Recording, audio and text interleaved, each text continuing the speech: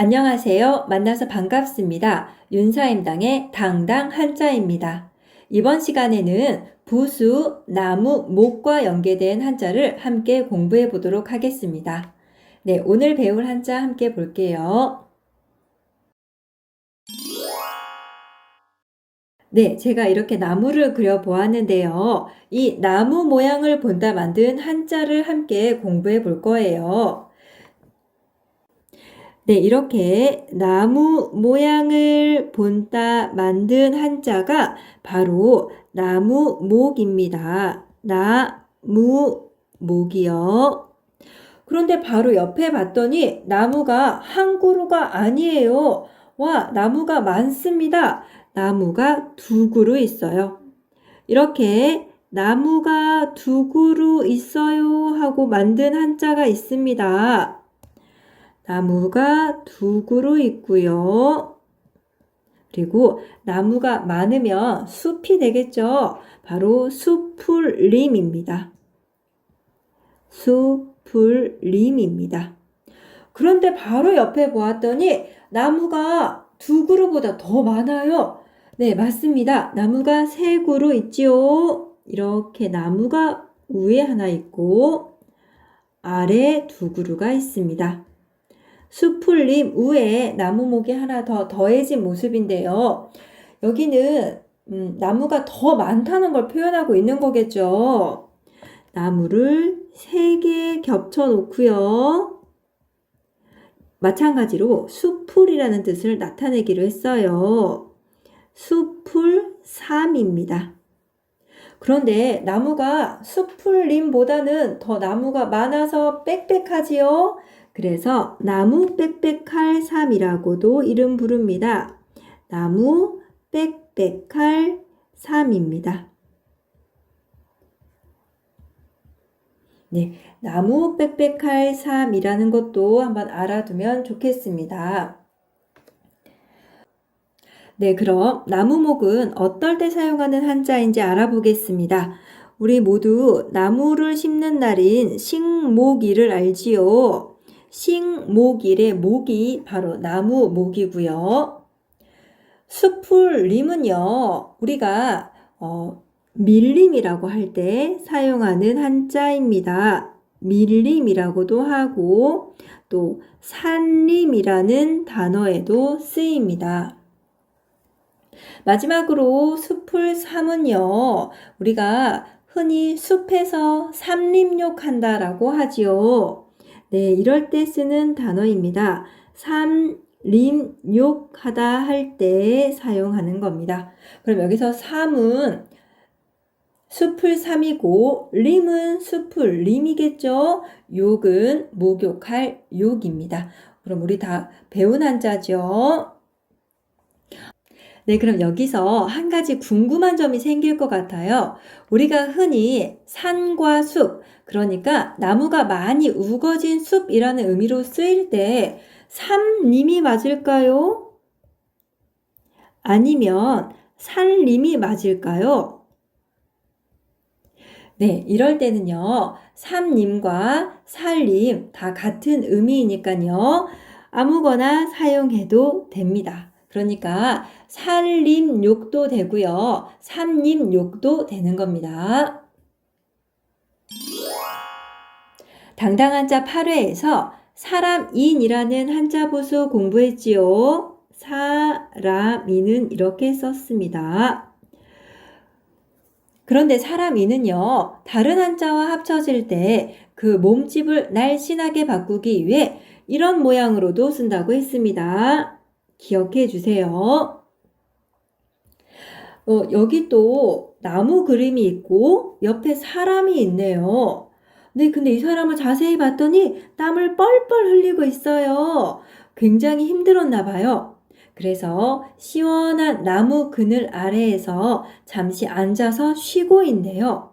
네, 이 모습을 본따서 만든 한자를 알아보도록 하겠습니다.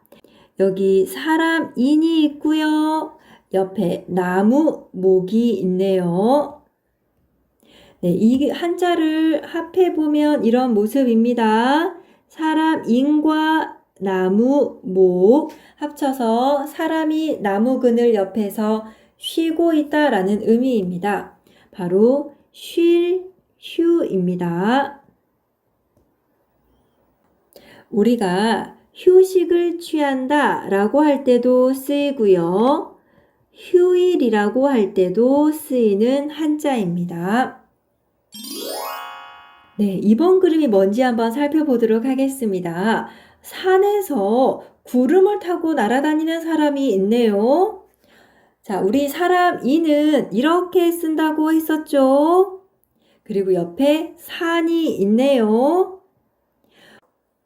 우리 당당한자 8회에서 이런 산의 모습을 본다 만든 한자가 매산이라고 공부했었지요. 네, 사람 인과 산을 합쳐서 어떤 한자가 만들어졌을까요? 네, 사람 이는 이렇게도 쓴다고 했었죠. 그래서 사람이 있고 산이 있는 모습입니다. 그러면 산에 사는 사람이네요. 네, 이 할아버지는 산에 오랫동안 살았나 봐요. 산에 오랫동안 살았더니 신선이 되었대요. 이 할아버지는 신선입니다. 그래서 구름을 타고 다닐 수 있네요. 그래서 만들어진 한자가 바로 신선선입니다. 우리가 선녀라고 할 때 쓰이는 한자이기도 하지요. 선녀라고 할 때 쓰이는 한자입니다. 해가 두둥실 떠오르는 것을 보기 위해서 아침 일찍 산 꼭대기까지 올라갔어요. 그랬더니 나무 뒤로 빨간 해가 솟아올랐습니다. 네, 이 모습을 보고 만든 한자가 있습니다. 우리 햇님 모양을 본따 만든 한자가 바로 해일이었죠. 이 모습입니다. 해일, 날일이라고 하지요. 나무 목은요, 이렇게 쓰이지요. 그런데 나무 목은요, 다른 한자와 합쳐질 때 다른 모양으로 숑 변하기도 해요. 바로 이런 모습으로 변하기도 합니다. 나무 가지를 이렇게 아래로 내려요. 그러면 어떻게 만들어지는지 옆에서 한번 볼게요. 이렇게 나무가 있고요. 이 뒤로 해가 두둥실 떴습니다. 바로 이 모습이에요. 우리 해가 뜨는 방향, 해가 뜨는 쪽은 어느 방향일까요? 동쪽일까요? 서쪽일까요? 네, 맞습니다. 동쪽이지요. 그래서 만들어진 한자입니다. 동쪽을 나타내요. 동력, 동입니다. 그럼 우리 쓰는 순서 한번 같이 볼게요. 네, 바로 이렇게 쓰면 됩니다. 동력, 동입니다. 네, 제가 또 나무를 한 그루 그렸는데요. 이 나무 모양을 보고 또 다른 한자를 함께 공부해 보도록 할게요. 나무가 바람에 쓰러지지 않고 튼튼하게 지탱될 수 있는 것은 바로 뿌리가 있기 때문이지요. 바로 여기에 있는 뿌리입니다. 뿌리가 이 부분에 있지요. 나무 아래 부분에 뿌리가 있습니다. 이걸 한자로 표시해 주었는데요. 바로 나무 아래에 한이를 그려줍니다. 이렇게 한이를 그려주고 나무의 뿌리라고 표시해 주었습니다. 그래서 만들어진 한자가 바로 근본본입니다. 근본본입니다. 뿌리가 나무의 근본이다 라는 의미입니다.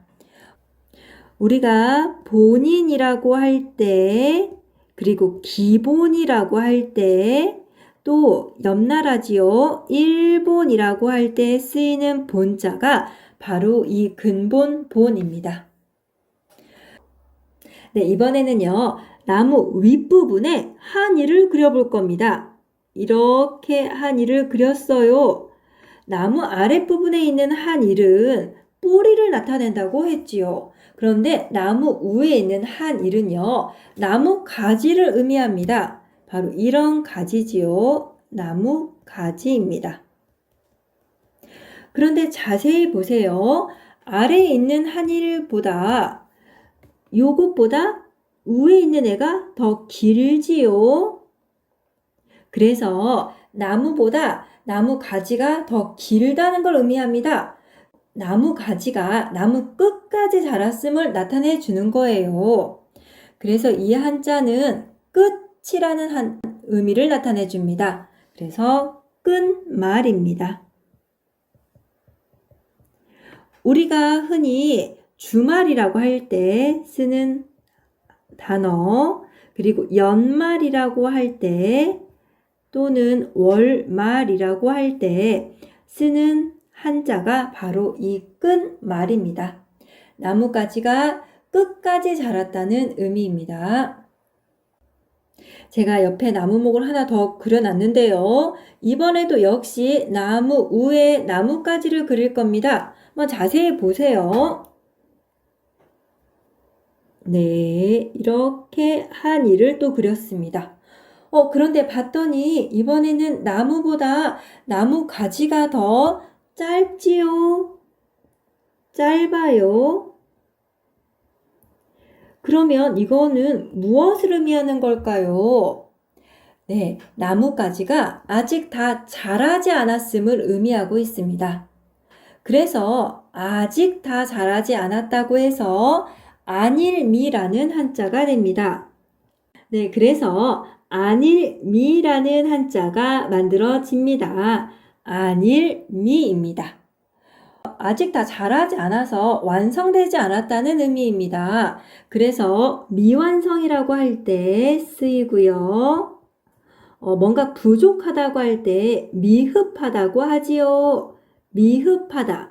그리고 다 자라지 않았을 때 미성년자라고 하지요. 미성년자라고 할 때 또 쓰이는 미자가 바로 안일미입니다.